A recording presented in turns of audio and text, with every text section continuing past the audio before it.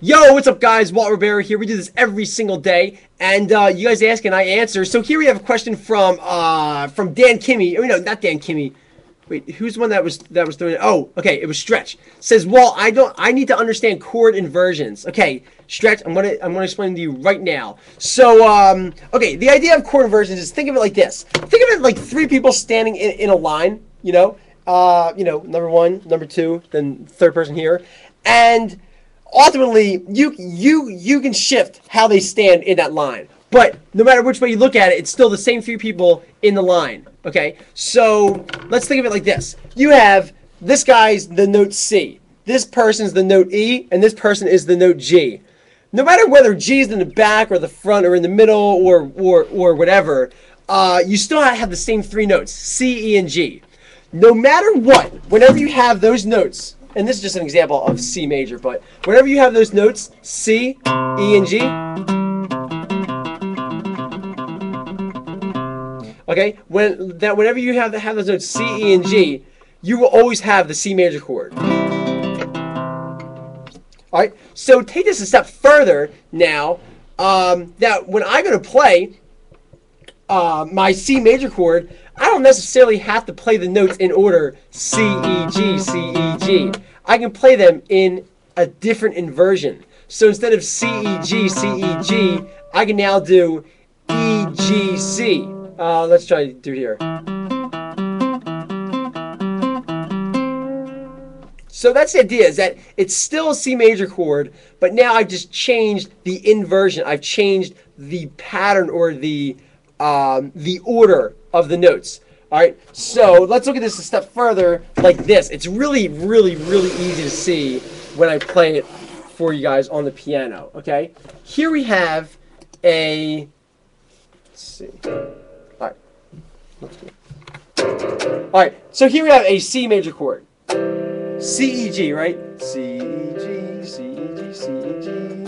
There's my C major chord. If I play it like this, instead of C, E, G, if I play it E, G, C, E, G, C, E, G, C, D, D, D, it's still a C major chord, just in a different inversion, okay? If I play it like this, G, C, E, G, C, E, that's a different inversion. If I play like this, we're now back to the first inversion that we had before, C, E, G, which is just an octave higher than here. So your inversions are here, C, E, G, E, G, C, because I'm taking this C and I'm moving it up an octave. If I take this E and I move it up to the next octave, I now have this. If I take this G and move that up an octave, I now have this.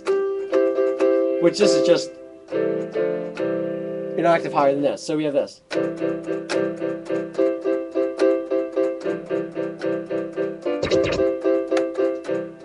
Okay, so the idea is that I'm still playing the chord, just a different inversion. The way it works out is that here's the chord. First inversion is moving the bottom note up top. So we have E, G, C would be first inversion. Second inversion, and third inversion, which would be going back to the original octave, or the original setup. Okay, and that's the idea.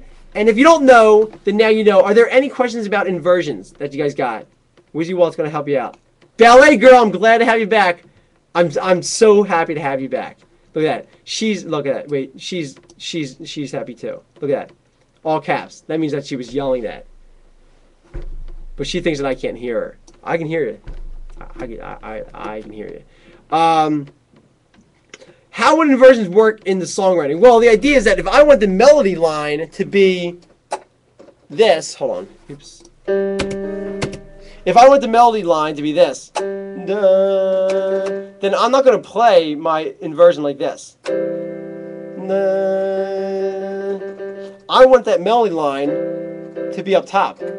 So I would have to move that up to here and play the melody line here. Or maybe down here. So it's the highest note. Okay? If I play this inversion and go, oh, sorry.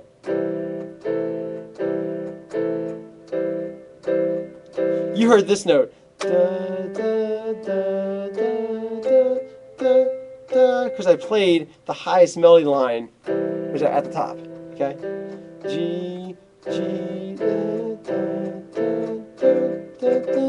So generally the melody is what determines the inversion. Also, some inversions or some chord textures and harmonies work well in certain situations and others don't. Like, for example, you would never, I don't want to say never, but this would sound horrible if an orchestra played it. This note, this chord would sound horrible if an orchestra played it. Because the third, the E right here, is on the bottom, is in the bass. You would never want the third interval to be the bass. Ever. I don't want to say ever, but it generally wouldn't sound that powerful. Okay, so that's the idea. Any other questions? Well, you said math is like music. You're doing math right now? Awesome. Very cool. You're going to sticker up your drum set. That's cool. That's cool. Try and put a Walt Rivera sticker if you can. That'd be kind of cool. Or put, you know, coolest community ever right here inside my computer. Coolest community ever. You want one? Metalhead, what's up, man? All right, guys. I hope that helps you guys. Wait, is that bad? This is bad, right? I think this is the good one. What's the good one? Because Europe has a completely different way of doing things. I think this is the good way of doing it. Okay, this is a good way. All right, peace out then. Palm towards you is bad. Okay, peace. You guys rock. We'll see you back here tomorrow. Let me know any questions. I'm going to answer them for you.